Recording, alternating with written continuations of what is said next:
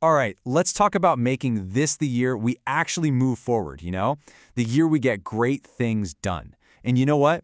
The key to unlocking all that potential, it starts right up here, in your own head, with the story you tell yourself. So today we're going to dive into a really powerful idea that's going to help you do exactly that. So let me just ask you this. Do you ever get stuck in a loop? I mean, just replaying some old mistake in your mind or some stupid argument, a past failure. Maybe something someone said to you weeks, months, heck, even years ago?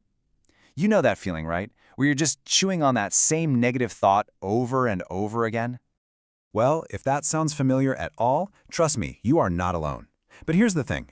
According to the material we're looking at today, you might be caught in a really destructive habit, and you might not even realize it. It's got a name, Self Sadism. And honestly, it could be one of the biggest things holding you back from being truly happy and successful. Okay, so what in the world is self-sadism? Let's break it down. Look, it's not just about feeling sad. It's something much more active. It's the act of taking those sad thoughts, those past mistakes, those things that felt unfair, especially the stuff that's totally out of your control, and turning them into a weapon that you use against yourself. It's literally a form of self-inflicted mental torture. And this quote, wow, it just hits the nail on the head. Just think about that for a second. The most dangerous torture is the one we do to ourselves.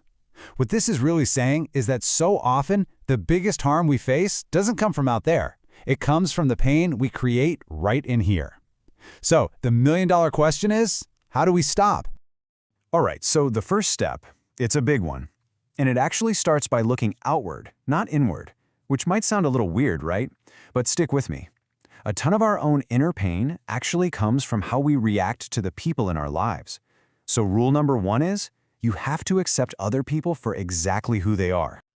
And just look at these questions. I mean, how many of us have been here?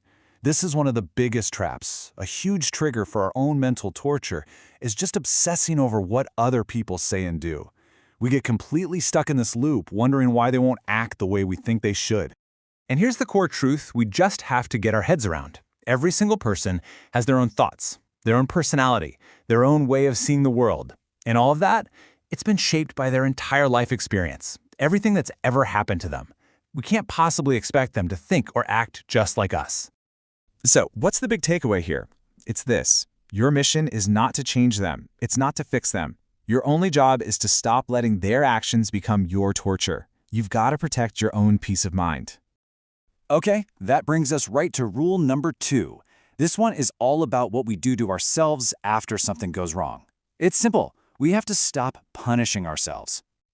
I mean, look at this. It lays out the 2 roads you can take so clearly. Something bad happens, a breakup, you lose your job, whatever. The self-sadism path? That's where you isolate, you hide from the world, you let your health go, you just suffer in silence. But then, there's the other path, the empowered path. That's where you find your courage, you actually try to solve the problem, you practice self-care, and you make a conscious decision to move forward. So if you ever find yourself going down that first path, the one of self-punishment, our source material suggests you hit yourself with a dose of good old common sense. Just ask yourself this really simple question.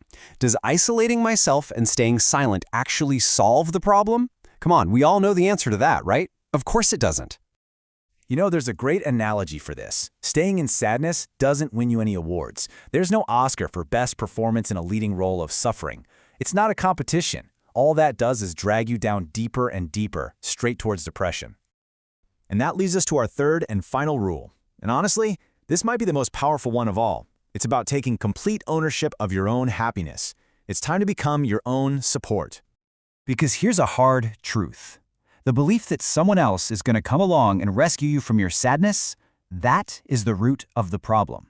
Waiting for a savior is the very thing that keeps you stuck. Now, the source material is really blunt about this next point, but it's meant to be a wake-up call.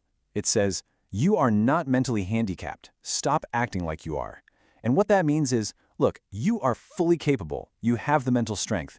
Acting like you're helpless and just waiting for someone else to fix things for you, that's a choice to hold yourself back.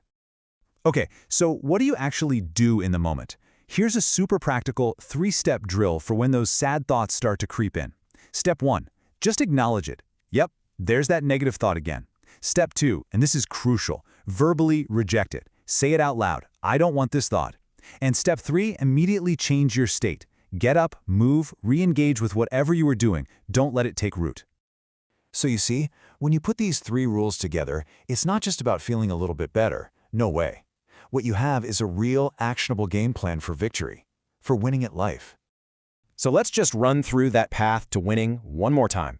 First, you accept that you can't control other people. Period. Second, you stop that whole cycle of punishing yourself. And third, you become your own greatest support system. You become your own hero. Look, at the end of the day, it really is that simple. It's a choice. A choice you get to make every single day, every single moment. So stop torturing yourself and start winning. So I'm going to leave you with this one question. Are you ready to let go of all that stuff? Are you ready to take control and actually win? Are you ready?